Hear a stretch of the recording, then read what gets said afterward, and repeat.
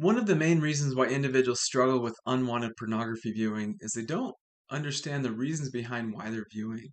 So I wanted to share with you the top 10 reasons why individuals continue to view even when they don't want to. So here's number 5. And this is the one probably most closely associated with the only diagnosis that we have around unwanted pornography viewing. So in the last year or so, the ICD came up with a diagnosis called compulsive sexual behavior disorder.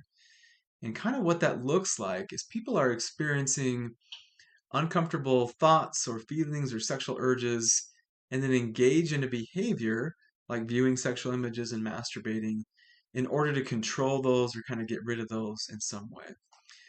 And so the pattern that I've seen that's most commonly associated with that is people are experiencing some type of a negative emotional state.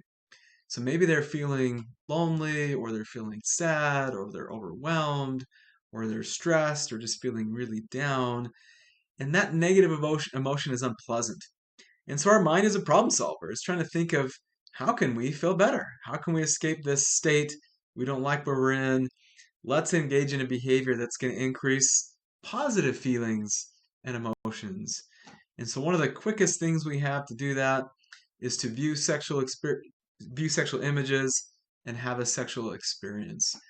And so you do experience temporary feelings of excitement, of pleasure, interest, curiosity.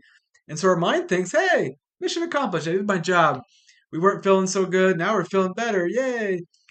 But then after that sexual experience is over, those feelings of shame and guilt and regret come back. And it's like, oh no, those negative emotions are there again. And we tolerate those for some period of time. And then our mind's like, oh, how can we escape those again and get rid of those and control those in some way? Let's view sexual images. Let's masturbate. So that's kind of that definition of a compulsive pattern that you're feeling something, and often it's a negative emotion that precedes an urge to view sexual images. That's kind of the solution that our mind recommends to help us feel better. Is let's get away from these feelings and create some positive ones. So one way to change this pattern up is start to notice what are those emotions that are preceding the urges to view, and what other strategies or what other options do we have to meet some of those needs instead of continuing to view sexual images to avoid them.